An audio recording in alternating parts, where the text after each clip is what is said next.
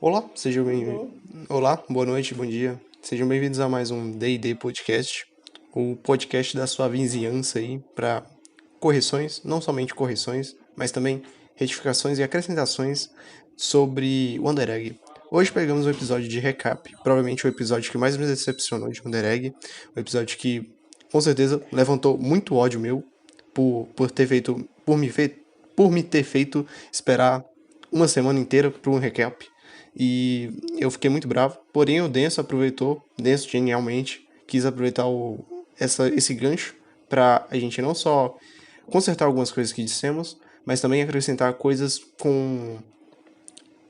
relacionadas ao passado que a gente já falou e deixar um pouco mais claro.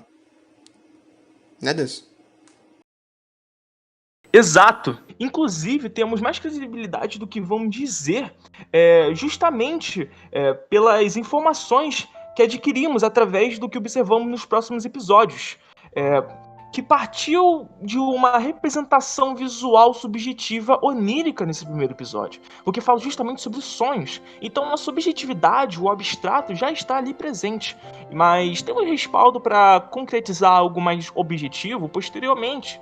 Esse respaldo durante o decorrer com o anime. Então, acho que a gente fez as análises. Vamos fazer a análise do episódio 1 da melhor forma possível. Senão, seria muito grande se. O que a gente falou foi 2 horas de cálculo. Do caralho, mas. Enfim, Mega resumo. Oi? Mega resumo. Puta, caralho.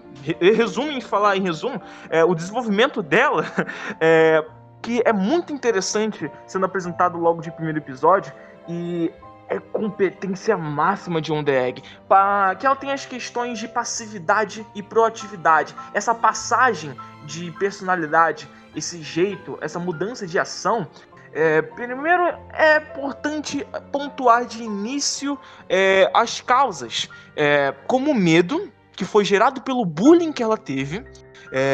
O bullying fez com que ela teve essa questão de não tentar ser proativa, não tentar se impor sobre muitas coisas, partindo da exclusão social, que no Japão, pegando um assunto um pouco mais alegorizado no anime, que evoca essas questões do Japão que vamos pontuar muito nesse podcast, mas em sua substância, o Japão e sua busca pela similaridade da identidade, se incluir em algo.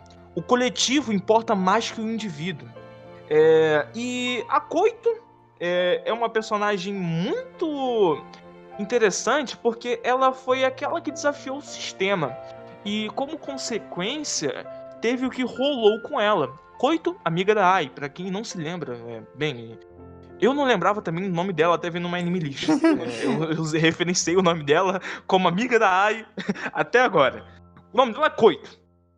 Ela, de alguma forma, foi castigada pelo sistema com a justificativa que ela, posteriormente nos episódios ao decorrer, foi apresentado que ela tinha uma aproximação com o professor muito além do que é uma aluna e um professor. Esses mimos que às vezes o professor dava para ela. Então, e isso eles usaram como desculpa, como viés de confirmação para essa perseguição social. Muito mais do que só uma exclusão. Não que exclusão seja um pequeno problema, mas foi algo somado a isso que aconteceu. Então, a amiga dela sofreu de algo até pior.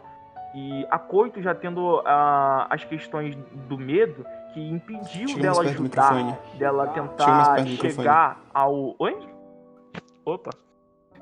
Que impediu ela chegar ao Koito e tentar ajudar a resolucionar o problema dela, que foi a passividade que fadou muito dos empecilhos que a Oto tem na própria cabeça. E é legal que essa tal passividade é evidenciada no seu character design. O casaco, né, representando uma concha social. Tudo isso faz uma alegoria ao isolamento. E, bem, com o final do episódio foi mostrado a questão do desenvolvimento. Não abordamos, mas. Eu falo que abordamos, mas a proatividade foi algo que ela conseguiu adquirir, pelo menos em âmbito micro, de ajudar alguém. Aprender a gerar empatia e compaixão na prática. É tudo sobre chegar ao outro. Uma primeira parte, né, desse desenvolvimento de passividade para proatividade, porque isso é muito mais fragmentado, esse desenvolvimento é muito segregado durante o anime, até o episódio 6, que chega a ser o clímax. Então, vou deixar agora um tempo aí para o Del falar um pouco sobre a lore que foi apresentada, um pequeno resumo do que foi remetido no episódio 1. No episódio 1, a gente tem a Otto, claramente. Vamos lá, vou repetir um pouco das coisas que eu dei só para frisar bastante. A gente tem a apresentação da Otto, Vagalume, grandíssimo Vagalume, responsável por todo o resultado que foi o Under Egg. E a partir do Vagalume, a gente tem a interação da Ai com os bonecos de pano, Aka e Ura-Aka, grandíssimos filhos da puta, vendedores de dinheiro e autores de frases sexistas, mas por enquanto nada disso. Eles apresentam a Ai, o universo dos sonhos, que é o universo onde os ovos existem, ovos esses que são cada um caso diferente, que pode ser correlacionado com o chocador. No caso, o primeiro ovo da Ai é uma garota com problemas de relacionamento na escola. Olha só, que surpresa, parece que alguém também passava por isso, não só a Ai, mas também a Koito, principalmente a Koito, porque muito do que aparece no ovo remete a coisas que a Koito tenha passado por causa de algumas frases que o anime coloca, como, eu não lembro muito bem se tá certo, mas aquela som de diretor que o diretor fala na escola aparece e ele diz, se eu não me engano, alguma coisa assim: o que você deve fazer quando uma pessoa está só passando por problemas? Aí tipo, a Ai começa a fechar a cara e deixa os olhos pro problema que tá acontecendo ali, que no caso era duas meninas bulinando um armário. E é isso mesmo, a diretora fala: é isso mesmo, você deve fechar os olhos e fingir que nada disso aconteceu. Sistema japonês, eu poderia falar um monte de coisa só com essa frase, mas a partir dessa frase a gente já tem um contexto sobre a Ai, que é uma pessoa que vai se esvaziar, quando der, ela vai sair dos problemas, só que não, porque nesse mesmo episódio ela já vai ver esse problema dela, ela vai falar: pô, mas eu não gosto de ser assim, eu não quero mais fazer assim. Quando a garota vai embora, toda a primeira metade, a garota do ovo vai embora porque a Ai não quer seguir ela, não quer ajudar ela.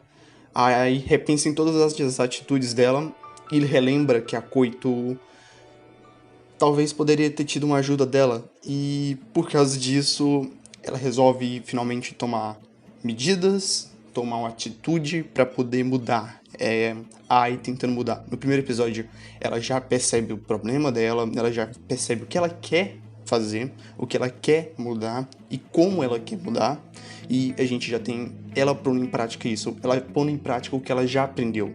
Então os ovos são essa espécie de terapia, onde ela vai passar por um problema parecido com algo que ela tem, no caso ela ou uma pessoa que está relacionada à estátua dela, que no caso é a Koito, e vai sendo essa terapia de trabalhar o problema através de outras pessoas que passaram por um problema. Pessoas essas que, se eu não me engano, são pessoas do mundo real, que já estão mortas, se eu não me engano, alguma coisa assim, mas, por enquanto, nada de importância.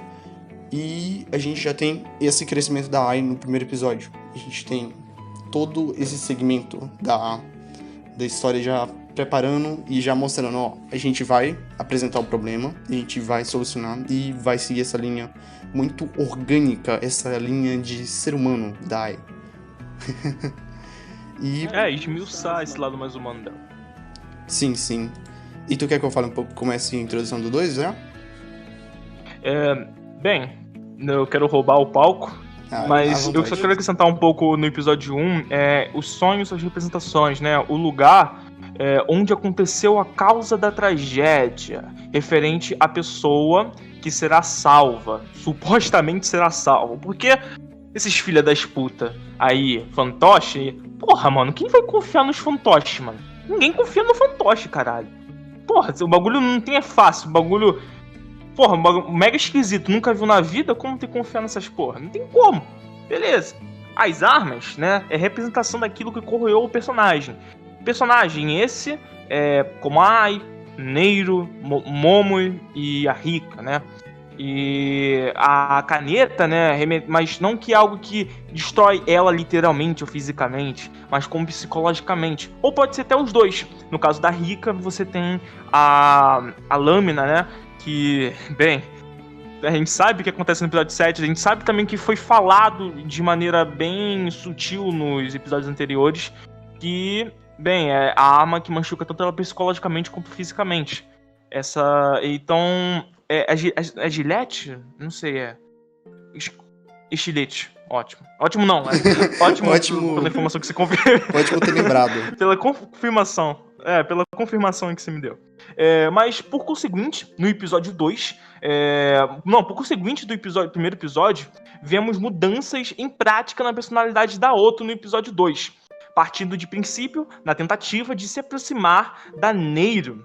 E a Neiro, uma personagem até relevante de se apontar pelo seu character design, uma coisa que se destaca muito, ainda mais se você tiver contexto nos próximos episódios e comparar as outras personagens, que o character design dela pega muito da questão do sugestivo, né, de cores neutras se retraem, absconde seu brilho, fragilidades emocionais e tal brilho seria esse.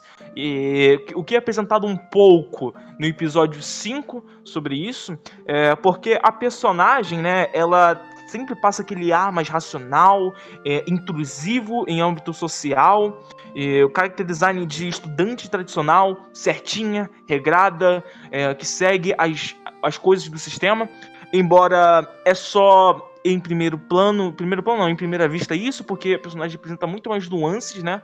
E partindo para um outro ponto, que aponta uma característica da Otto sobre si mesma, tipo a própria Neiro, quando ela responde às tentativas mal sucedidas da Otto de se aproximar dela, acho que a primeira coisa que ela fala, além de um sim e um não, foi que ela tá fazendo aquilo por ela mesma e tal, falando pra outro, você não tá salvando sua amiga, você quer se salvar.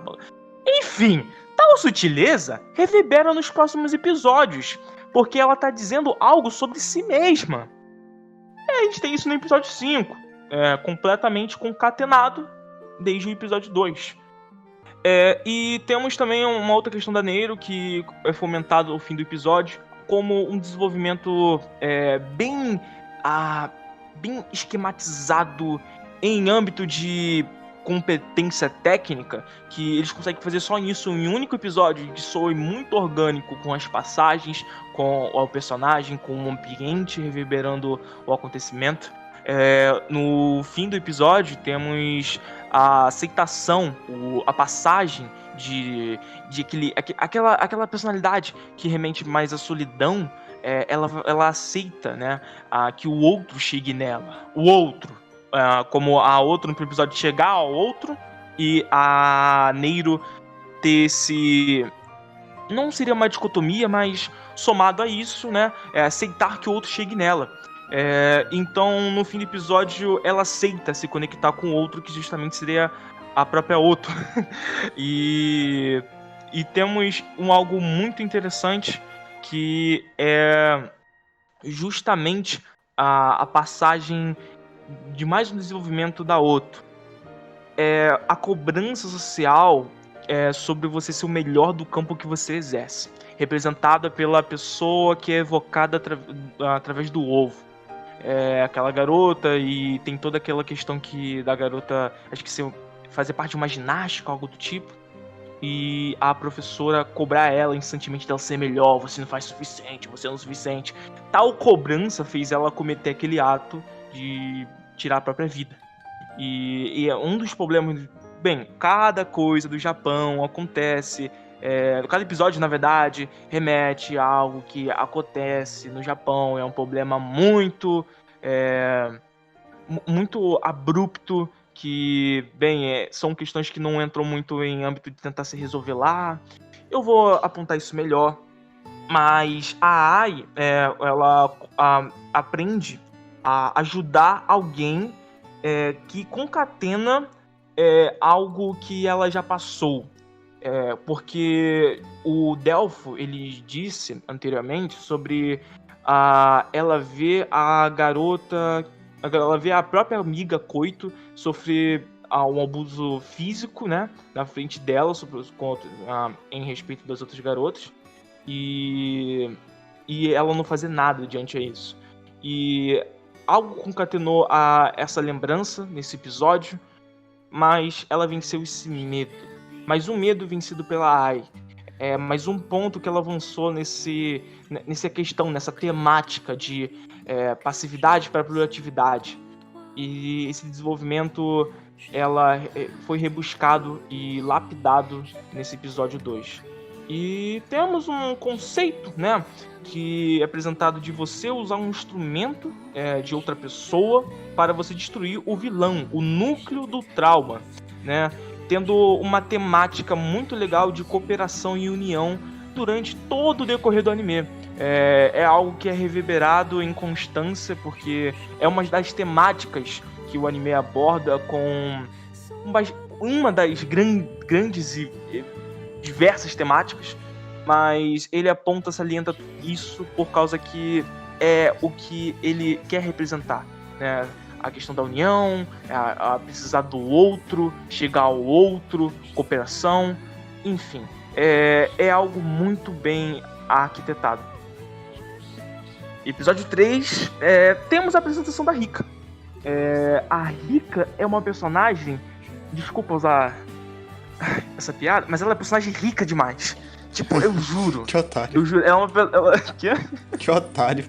Vai lá, pode continuar. Mas ela é uma personagem muito boa logo nesse episódio 3. Apesar de ela ser bem odiada por ser uma personagem com pensamentos questionáveis perante o que é ético, chamar sua fã de carteirinha, mulheres bonitas não precisam de carteira. E indica muito, em primeira vista, uma pessoa narcisista e egocêntrica. Embora, como o Ondeg gosta de construir camadas sobre os personagens, temos apresentado posteriormente que a Rika ela foi uma idol. A indústria de idols, né, que é algo referente muito à Rika e esse comportamento dela, gira como a causa delas agir desse jeito, pelo fato que essa indústria, bem, um pouco abusiva por ambas as partes. Falamos isso no nosso primeiro podcast do episódio 2 e 3, embora esteja inaudível, e respeitamos a sua sanidade mental, e iremos repetir um pouco sobre essa questão. Bem, quem está acostumado a receber as informações e ter a cultura japonesa sobre o seu domínio de informação, de conhecimento, quero dizer, sabe que é uma indústria um pouco abusiva por ambas partes. Quanto a própria idol, que é muito mal remunerada, ela segue essas cobranças de padrão de beleza de você tem que se portar dessa forma, não importa seu talento, o que importa é a aparência, o que importa é a demanda por isso. Então você tem que atingir um padrão de beleza, que o padrão de beleza no Japão é algo muito tóxico, algo que, bem, destruidor em âmbito de saúde física, porque você tem que ter um peso, se não me engano, os garotos tem que ter um peso de 50 quilos para baixo, e acho que desqualifica a altura da garota. Não desqualifica a altura da garota, embora é um peso que, bem, muito dificilmente você vai ter uma boa saúde tendo esse peso.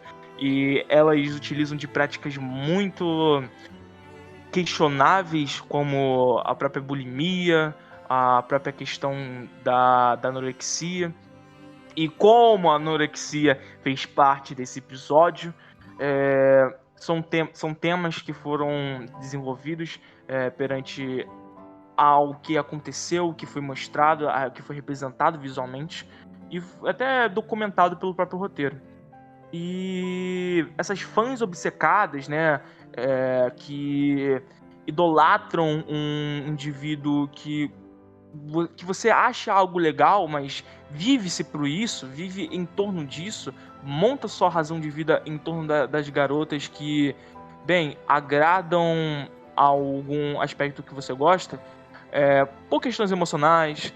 Lá a questão da psicologia é muito mal inacessível para muitas pessoas.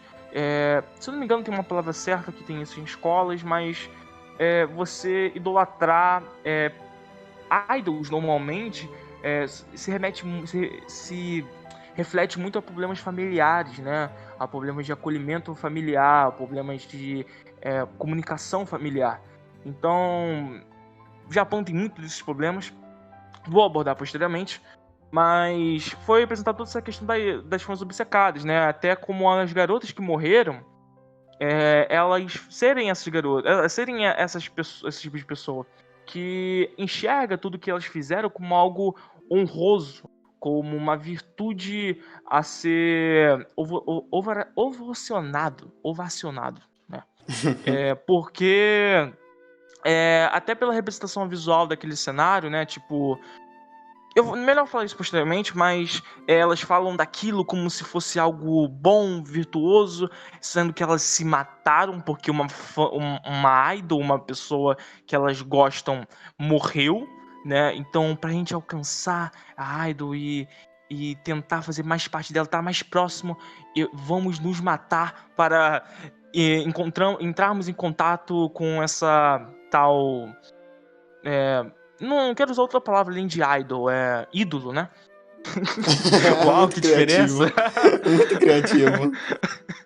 Mas essa aproximação utópica que fez tal ato ocorrer é muito macabro, é muito pesado pelo contexto, e elas são tratadas isso como uma leveza, até como um alívio cômico. O anime não trata como isso. Temos em contraste a Rika, ela vendo aquilo como se fosse algo habitual, já mundano na vivência dela, porque ela já viveu isso, ela tem ciência desses casos, do com a idolatria, do com a fanatização por essas pessoas desse mundo ocorre e as consequências disso. Então, é muito legal também que a própria Oto, né? Mais um desenvolvimento da Oto. A Oto aprende a ser mais flexível com o outro, né? Porque a Rika, ela é justamente o produto do que viveu. Ela viveu boa parte da vida dela sob essa influência, sob esse empoderamento de quem ela é. Tipo, nossa, eu estou num cargo acima, eu sou idealizada, eu sou desejada, cortejada. E tal adoração que foi reverenciada à própria Rika, né, faz com que ela se coloque num pedestal. E essa vivência reflete nos comportamentos questionáveis dela. Então, a Oto vê isso, compreende e ela aceita, ela aprende a aceitar a Rika, acho que no final do episódio 3 ou no começo do episódio 4, na conclusão, ser mais flexível sobre esses problemas, apesar que ela aponta de maneira muito... como posso falar? Ela não quer arrumar conflito com a Rika, embora ela continua... Ela aponta os defeitos que incomoda pra ela, né? Que são essas falas da Rika, são esses comportamentos um pouco nocivos. E vemos também, tipo, a dicotomia, né? Que a Rika já apresenta essa dicotomia da culpa e da apatia. A apatia sendo a imagem que ela projeta, né? Perante tudo isso. E a culpa que ela carrega dentro de si. Essa introspecção. E no final do episódio, ou do episódio 1, no começo do episódio 4, mas no final desse conflito, ela aprende que suas atitudes devem ser corrigidas, né? Através da rejeição das outras pessoas, que pode tanto machucar, né, essas atitudes dela, essas falas dela, esses pensamentos dela, como também pode afastar outras pessoas dela. Então, esse repensar que ela tem, até durante todo o anime, né, que é tanto a rejeição da Oto, né, de algumas coisas que ela fala, e da própria Neiro, faz com que ela comece nesse desenvolvimento de tentar se corrigir sobre esses pensamentos. E é uma dicotomia não, uma tridimensionalidade que vai ter no episódio 7, muito bem reverberado sobre isso. Sim, de E fato. por último não, no episódio 4... não, eu queria que o Delpho apontasse só uma característica de lore que foi apresentado no episódio 3. Eu te dou esse 5 segundos de pauta. Pode falar. O sentimento mais forte é o que prevalece. Exatamente, 3 segundos, e o Delpho participou do episódio 3, essa grande análise dele, mas Ganhei R$150. realmente o sentimento mais forte é o cenário que prevalece, foi dito até pelo Aka, essa questão da lore sendo acrescentada aos poucos, as coisas mais que confirmam coisas do episódio 1, né, que a gente já apontou, a análise da lore do episódio 1, que o 2 fala um pouco, o 3, o 4, o 5, enfim. A gente pode até partir pro episódio 4, que pegamos a apresentação da Momoi. A apresentação da Momoi, que é muito interessante e dá um grau de unidade para um DEG muito foda, porque enquanto eles trabalhavam a conclusão do conflito da Oto da Rika, eles apresentaram uma personagem nova. E isso tudo foi feito de maneira consistente, uma cena intercalando a outra, uma cena sendo interligada paralelamente uma à outra, e isso é muito bom, porque foi a continuação da trama do episódio passado, e apresentando um novo conflito nesse episódio, que é bom pontuar de início, né, que é a questão do assédio no Japão, principalmente dentro dos trens, né, que acho que o maior grau de incidência é dentro desses trens. É uma coisa muito bem estarrecedora, que é que 25 vezes... Na verdade, esses casos, né? Os casos reais são 25 vezes maior do que os casos relatados. Isso é um problema.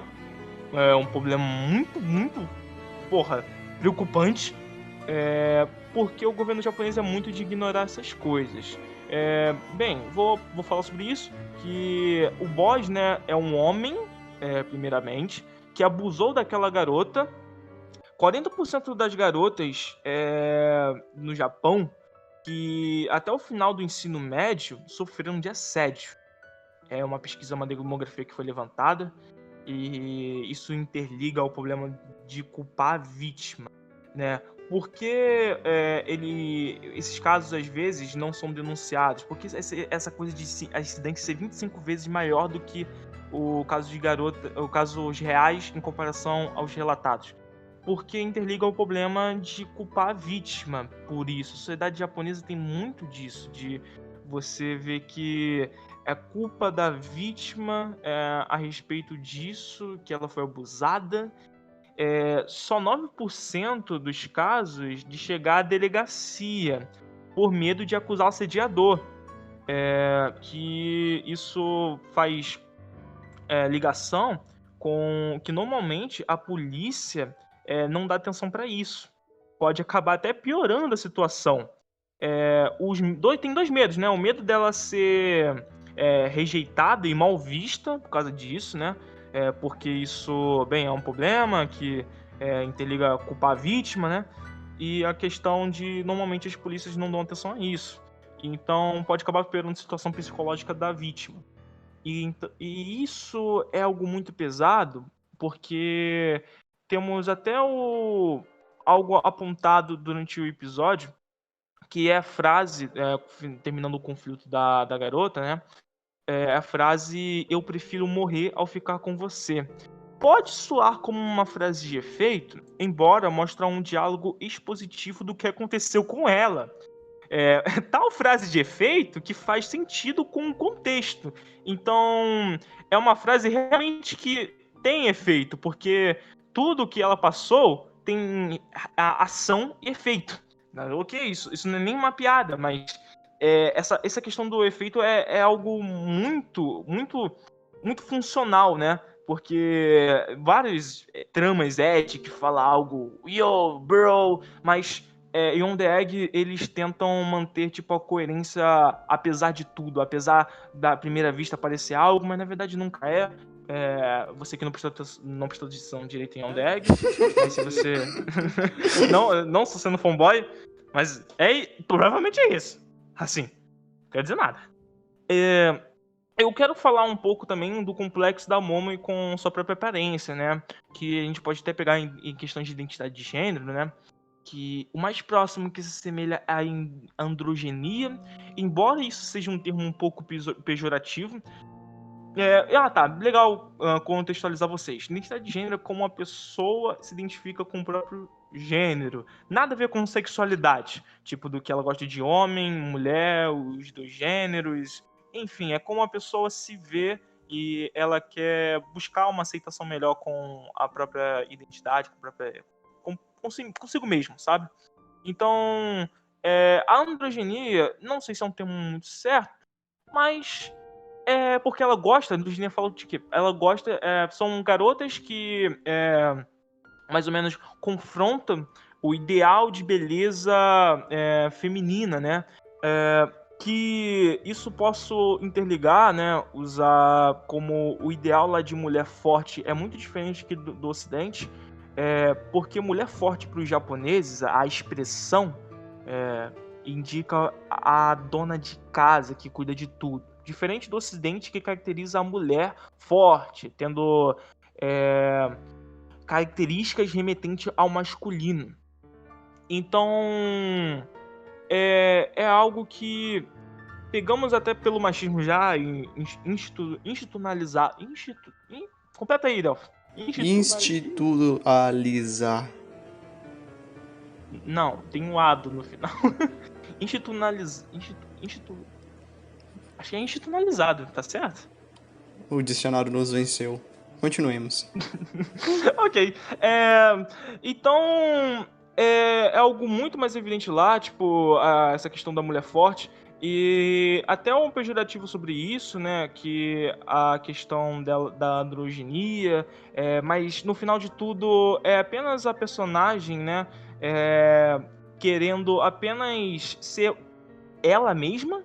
Tipo, esse conflito, porque ela é muito questionada por desafiar o sistema sem ela querer desafiar o sistema. Ela não é uma personagem que quer desconstruir, eu quero me vestir desse jeito. Ela só quer ser ela mesma, ela só quer se vestir do jeito que ela gosta, ela só quer fazer o jeito que ela. Fazer as. Acho que só se vestir do jeito que ela gosta, porque ela tem comportamentos femininos. Ela tem jeitos de se expressar de forma feminina, né? E pegamos referente à androgenia, mas embora até mostrado no episódio 4 e no 3, que é apenas a personagem querendo ser ela mesma. Ela se veste como masculino porque ela gosta de se vestir como masculino. Não quer dizer que ela quer desafiar o sistema burocrático que padroniza as garotas da forma feminina. Não, ela só quer ser ela mesma. Ela tem comportamentos femininos. Ela tem jeitos, ela tem expressões femininas. Tanto expressão física como verbal. E ela só quer ser ela mesma mediante todo esse sistema tão, posso falar, restrito, né? De homem e mulher. Esse papel de gênero muito bem segregado no Japão. Ela quer continuar sendo uma garota, mas ela só quer se vestir como um garoto, entre aspas, né? Classificar e categorizar essas coisas sempre é um problema. Mas esse é o conflito da personagem. Que ela chega em conclusão posteriormente, acho que no episódio 5, né? Acho que na cena do boliche, que é até dito, né? Tipo, até mostrado, né? Dito, é mostrado representando o próprio conflito dela. E, por fim do episódio, o caminho da Mommy com o elenco se cruza e conclui a formação do grupo das protagonistas. Que, bem, não são só personagens principal, mostrado coisas em perspectiva dessas personagens, apesar que elas exercem esse papel também, mas as quatro movimentam o roteiro, as quatro tomam ações que a obra que são responsivas aos acontecimentos futuros da obra. E é um legal, a última coisa a ser apontado sobre aquela questão que até o Delphi falou no começo do episódio, sobre os... Ai, caralho! É isso, Mobs? Mobs não, esqueci o nome dos caras. Uka, Aka e Urahaka. Isso, e que eles citam os personagens que são os bonecos de palha, eles citam que os homens cometem suicídio pelo objetivo, as mulheres são pelas emoções, são mais explosivas. Eu recomendo você escutar nossos podcasts 4 e 5, fazendo uma pequena propaganda aqui, porque esses podcasts estão audíveis, ao menos estão bem audíveis. Mas é uma frase que pode pegar minimamente, vou resumir aqui, uma representação de que a incidência no Japão ocorre casos de suicídio de homens por fracassos de trabalho profissional mal sucedido, e por conta pelas mulheres são todas aquelas pressões sociais de tal beleza feminina, tal as questões machistas que lá tem e ocorre em grande incidência, e o Japão pressiona essas mulheres a agirem até o ponto de fazerem tal ato, né? Que sabemos o que é. E, bem, episódio 5! Caralho, No podcast a gente fala bem melhor sobre esse caso. Caso tenha ficado um pouco estranho, confere lá que a gente fala bem melhor. Tá? Episódio 5. A questão dos bonecos de palha, mas o resto acho que a gente tá até acrescentando algumas coisas. Episódio 5. Pelo menos seria se esse podcast não tivesse cortado. Ele continua no próximo vídeo. Se eu tiver feito tudo certo, o vídeo tá aparecendo aqui. E tá aqui. Clica. A continuação, cara. Você não quer saber da continuação? Tem certeza, cara. Tá muito bom, eu juro. O denso ele sabe... Ó, cara. Clica. Ó.